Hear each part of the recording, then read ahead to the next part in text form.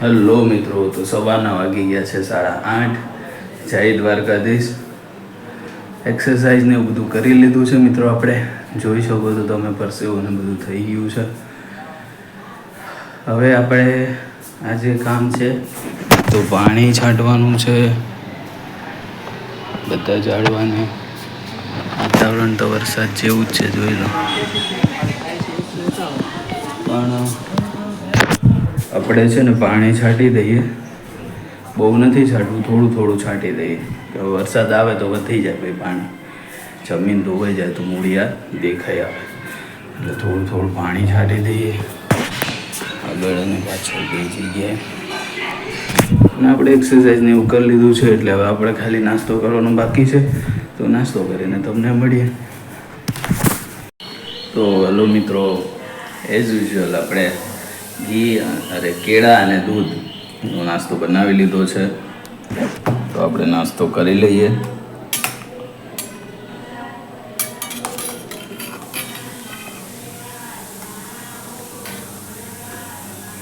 નાસ્તો કરીને પછી મળીએ.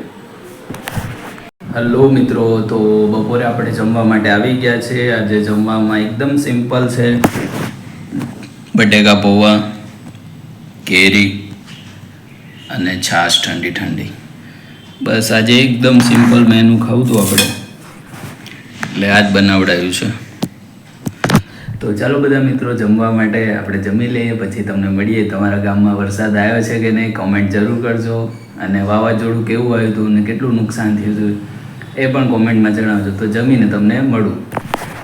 હલો મિત્રો, તો આપણે હવે જુડિયોમાં ખરીદી કરવા માટે આવી ગયા છે. થોડુંક શોપિંગ કરવાનું છે, તો જુડિયોમાં શોપિંગ કરી લઈએ, પછી તમને મળીએ.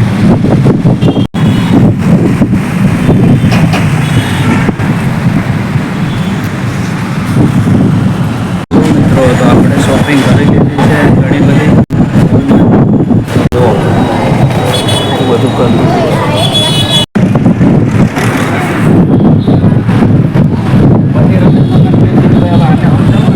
હલો મિત્રો, તો રાતના વાગી ગયા છે આપણે 8:45 અને આપણે જમવા માટે બેસી ગયા છે. ચાલો બધા જમવા માટે. તો આજે જમવામાં છે બટેકા ગવારનું શાક, દૂધ, ગોળ અને જવાર બાજરીનો રોટલો ઘીવાળો. તો ચાલો બધા મિત્રો જમવા માટે જમી લઈએ આપણે. અને બ્લોગનું એન્ડિંગ પણ અહીંયા જ લઈ લઈએ છીએ. તમને ખબર જ છે કે જો બ્લોગ ગમ્યું તો શું કરવાનું, લાઈક કરો, શેર કરો, સબસ્ક્રાઈબ કરો અને બાજુમાં જે બેલ આઇકન છે એને પ્રેસ કરો, જેથી જ્યારે પણ હું નવો વિડીયો અપલોડ કરું તો તરત તમને નોટિફિકેશન મળી જાય. The next day. હેલો મિત્રો, માંગો વીઝ આપે દેશ. જય દ્વારકાધીશ. સવારના 9:30 થઈ ગયા છે. આપણે એક્સરસાઇઝ કરી લીધી છે, જોઈ લો તમે. પરસેવે રેપઝેપ થઈ ગયા છે મિત્રો. દરરોજ આપણે 25 થી 30 મિનિટ સુધી એક્સરસાઇઝ કરી લઈએ છીએ સવારમાં, જેથી આપણી બોડીમાં એનર્જી આવી જાય, બ્લડ ફ્લો વધી જાય. એટલે આપણે એક્સરસાઇઝ તો કરવી જ જોઈએ. બધાને સજેશન છે કે સવારમાં ઉઠીને પાણી પીને વોશરૂમ જઈને અડધી કલાક એક્સરસાઇઝ કરો. જે તમને ફાવે, હળવી હેવી જે આવડે એવી, પણ એક્સરસાઇઝ તો કરવી જોઈએ. જેટલું બોડી મૂવ કરશો ને એટલું બોડી સારું રહેશે તમારું. બાકી રીલ સ્ક્રોલ કરતા રહેશો ને તો કંઈ થવાનું નથી. એટલે મિત્રો બન્યા રહો આગળ બ્લોગમાં. પાણીને એવું છાંટવાનું બાકી છે, તે હમણાં છાંટી દઈએ. કાલે છાંટ્યું હતું.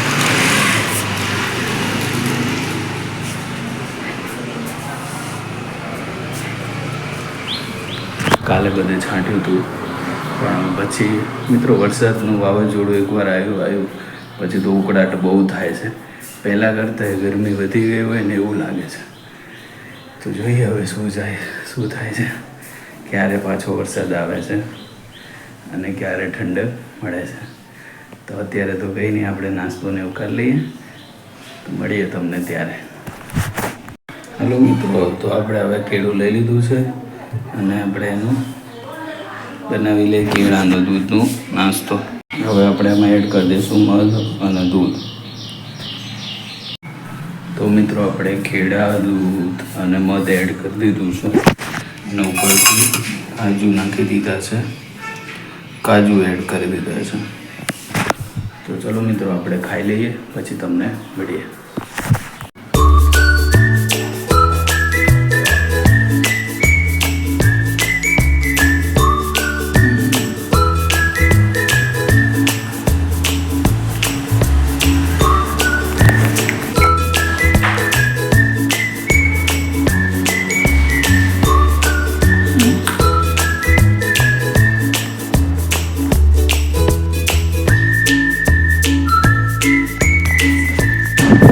હલો મિત્રો, આપણે જમવા માટે આવી ગયા છે.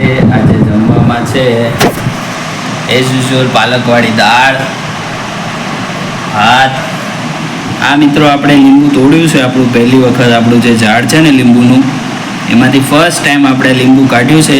એવું નાનું એવું છે લીંબુ, પણ એમાં રસ કેટલો બધો છે તમે જુઓ. કહેવાય ને ઘરની ખેતી માવજત કર્યું હોય ને એનું ફળ બહુ મીઠું લાગે. તો ખરેખર આ લીંબુમાં હાવ નાનું એવું છે, પણ રસ એટલો બધો છે ને બોલો કે તમને એમ થઈ જાય. પછી છાશ છે, એમાં ગોળ ને બીજું બધું ઘણું બધું છે. તો ચાલો મિત્રો જમી લઈએ. અને જે આ લીંબુ આપણે તોડ્યું છે ફર્સ્ટ ટાઈમ આજે, પણ એમાં રસ ઘણો બધો છે. મને એમ કે આ નાનું એવું છે કાચા જેવું, પણ એમાં શું નીકળશે, પણ ઘણો રસ છે, ઇનફ રસ છે. તો ચલો આપણે મહેનત કરી એનું ફળ હવે આપણે આજે ખાઈએ છીએ.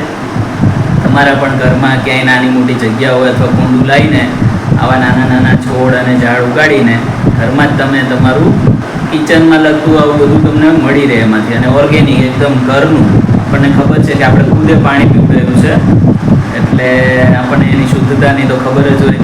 એટલે ચાલો મિત્રો આપણે જમી લઈએ, પછી તમને મળી.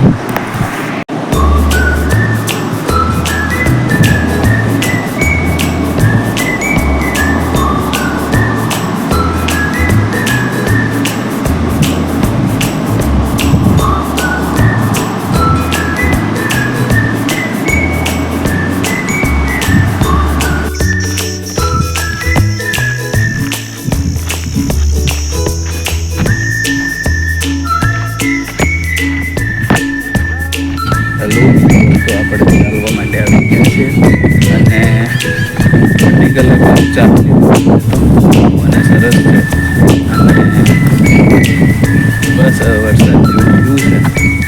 આપણે ઘરે પહોંચીને તમને મળીએ. હલો મિત્રો, તો રાતના વાગી ગયા છે 9:05 મિનિટની વાર છે, અને આપણે બેસી ગયા છે જમવા. ચાલો જમવા માટે. આજે જમવામાં શું છે જોઈ લો. આજે જમવામાં છે ઘીવાળો રોટલો, ડુંગળી ગાંઠિયાનું શાક, ગોળ અને દૂધ. તો ચાલો મિત્રો બધા જમવા માટે આપણે જમી લઈએ.